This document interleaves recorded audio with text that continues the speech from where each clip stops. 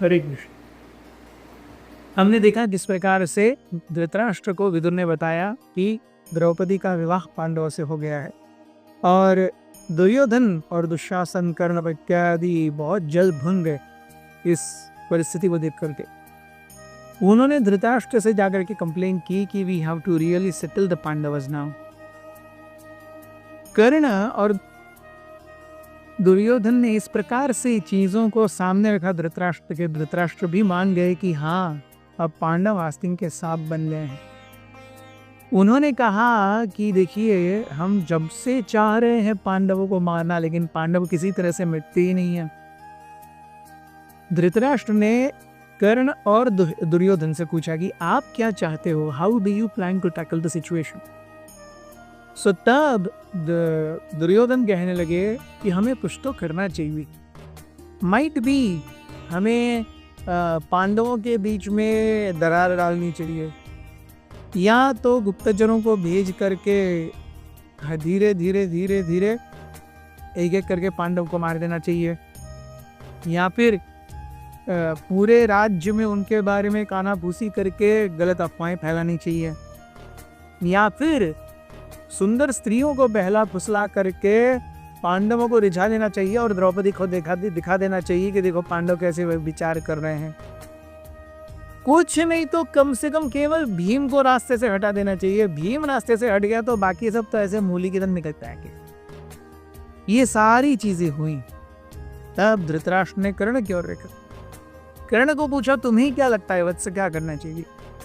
कर्ण ने कहा, I definitely want to settle my scores with the Pandavas, but I don't support any dubious means.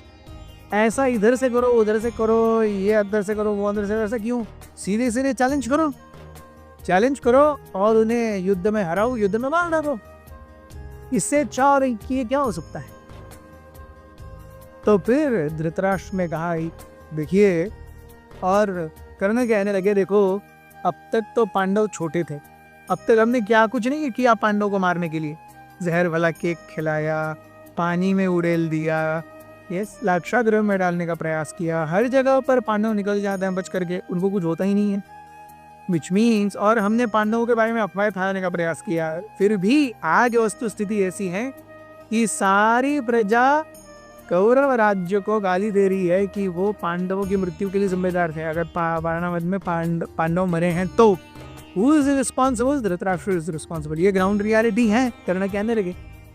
सो इस प्रकार से छल से या कपट से पांडवों से डील करना अच्छा नहीं है। Let us have a square fair fight.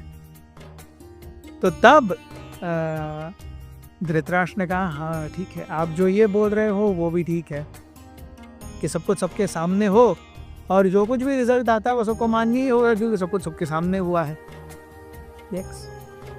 Shakuni का दिमाग कहीं और चल रहा था। इसी बीच में, इसके पहले कि वो कुछ कहे, धृतराष्ट्र ने कहा, आप दोनों ने जो बोला है इन वन सेंस सही है।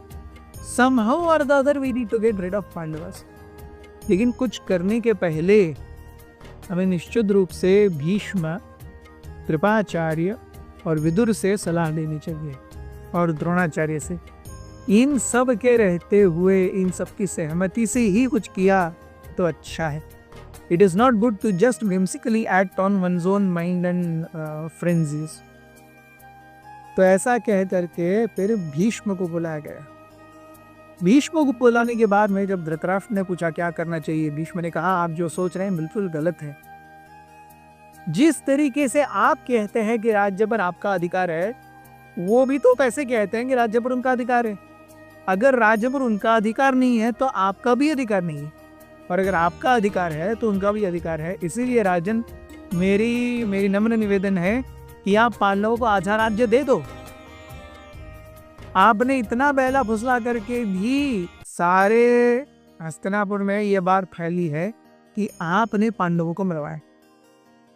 अब अगर आप पांडवों को राज्य भी नहीं देंगे, अब तो उनकी शादी भी हो गई है, दे आर ग्रोन अपना, तो लोगों को लगेगा कि अरे हम बहुत ही खुल्ला पक्षपात कर रहे हैं, और ऐसे पक्षपाती जीवन से कोई भी संतुष्ट नहीं होता है। सो इसीलिए मेरा निवेदन है कि आप पांडवों को आधा राज्य दे दो। This would be for your own good, और किसी के नहीं, आपके और आपके परिवार के लिए ये बहुत अच्छा हो। ऐसा कह करके भीष्म खड़े हो गए और वहां से चले गए। आगे विदुर से पूछा गया और विदुर ने क्या जवाब दिया इत्यादि हम देखेंगे कल। बने रहिए हमारे साथ। अथ श्री महाभारत कथा।